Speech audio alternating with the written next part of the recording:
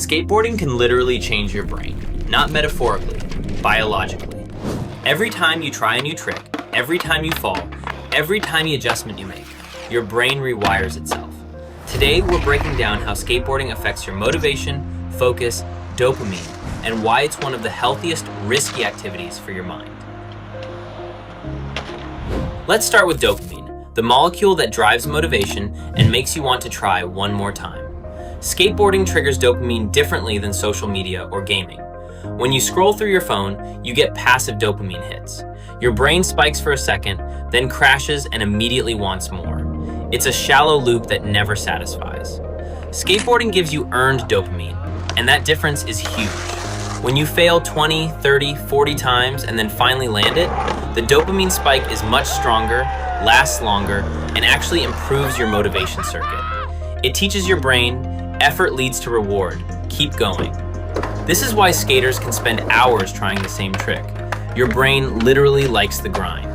The anticipation of landing releases almost as much dopamine as actually landing it. That's why you get hyped just rolling up to a spot. This creates a positive feedback loop. The harder you work, the better the reward feels, which motivates you to work harder next time. It basically rewires your brain to value effort. And that mindset transfers to everything else you do in life. Skateboarding is one of the few activities where failing 99 times is completely normal. Most people hate failure. Skaters kind of get addicted to it. Not because it feels good, but because your brain learns something every single attempt. Neuroscientists call this the error correction loop. Every fall gives your brain new data. Your brain constantly updates the information until you land it. When you fail at something, your brain releases cortisol, the stress hormone.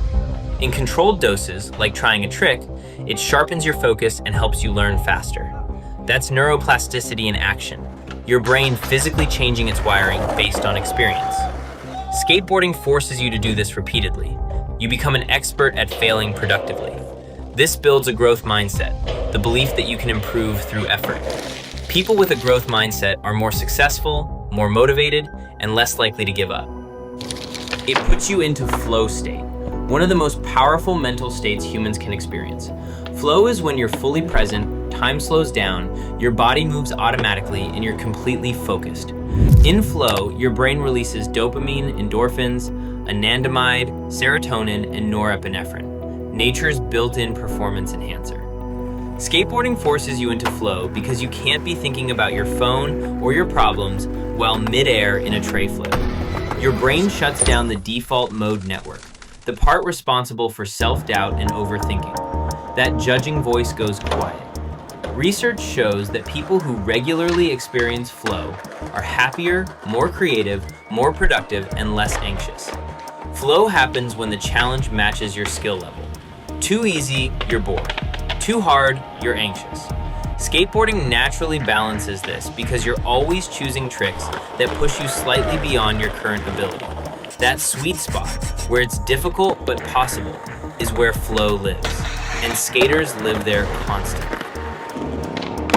Every time you try a trick, your brain fires specific neural pathways. The more you repeat the motion, the stronger those pathways become. This is neuroplasticity, your brain's ability to reorganize itself by forming new neural connections. When learning a kickflip, your brain coordinates visual input, motor planning, balance adjustments, timing, and spatial awareness. At first, it's clunky, but with repetition, those neural pathways become more efficient. The signals travel faster, and the movements become smoother. Eventually, the trick becomes automatic. You don't think about it. Your brain just does it. This is muscle memory, but it's not stored in your muscles. It's stored in your motor cortex and cerebellum. MRI studies on athletes who practice complex motor skills show increased gray matter density in these regions over time. It means that repetitive motor practice physically changes your brain's structure. Skateboarding also strengthens the prefrontal cortex, the part responsible for decision-making and impulse control. Every time you decide whether to commit or bail, you're training quick, high-stakes decision-making under pressure. Here's a video of Nija talking about how you should sometimes go for it rather than hesitating. This slam is just the perfect example to just don't hesitate, because if I would have just went for the Smith grind instead of jumping off at the last moment, then 99% chance I would not have slammed that hard. Skateboarding activates the vestibular system, the sensory system in your inner ear that controls balance and spatial orientation. When skating, your vestibular system works overtime. Every push, turn, and landing requires micro adjustments most people never make. Your proprioception, your brain's map of where your body is in space, becomes hyper accurate.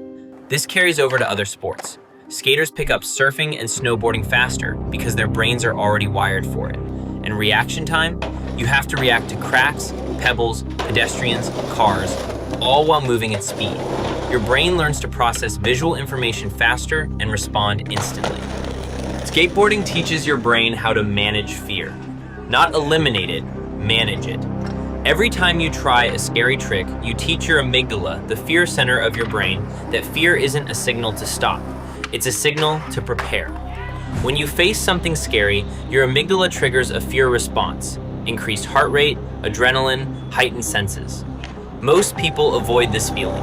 Skaters lean into it. Research shows that repeating something scary without a bad outcome lowers the amygdala's response to that stimulus. You still feel the fear, but it doesn't control you. Studies show that people who regularly engage in controlled risk-taking are more resilient, more adaptable, and better at managing stress. Skateboarding also teaches you to measure risk intelligently.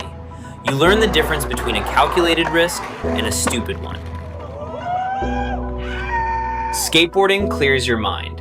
Here's why. Physical movement burns off stress hormones. Flow state shuts down anxious thoughts. Small achievements release healthy dopamine. Studies show it helps with anxiety, depression, ADHD, and emotional regulation. Research from the University of Munster in 2024 showed that a 4-month skateboarding program significantly improved attention, balance, and cognitive function in children with ADHD. It provides constant stimulation and immediate feedback, things ADHD brains crave.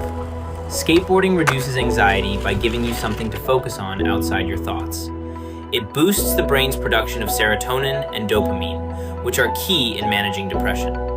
The combination of personal progress and the community at the park or wherever you're skating is exactly what breaks the cycle of isolation.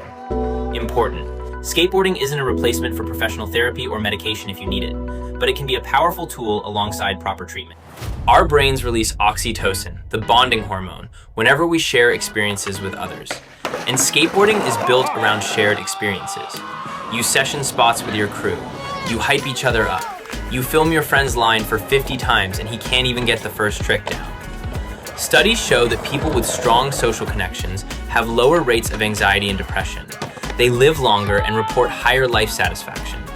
Skateboarding creates instant community. You can go to a skate park in a new city and within minutes you can find friends for life. Unlike many social interactions, skating is non-judgmental. Nobody cares what you're wearing or where you're from. All that matters is, can you skate? And even if you can't, as long as you're trying, you're respected. Skateboarding is one of the most creative physical activities on the planet. Every spot is a puzzle. Every trick is an expression. You're constantly asking, what can I do here that no one else has thought of? This trains your brain to think creatively, to see possibilities where others don't see them. Creative thinking happens when your brain makes new connections between existing ideas. This is called divergent thinking, and skateboarding forces you to do it constantly. You see a handrail, and your brain doesn't just see a handrail. It sees a 50-50, a board slide, a nose grind, all kinds of tricks, and it goes for every object you can skate. That's creativity, and it's problem solving. How do I approach this? What line makes sense? What's possible with my skill level? These are the same cognitive processes used in engineering, design, entrepreneurship, and innovation. Skaters are trained to see the world differently. So yes, skateboarding genuinely changes your brain.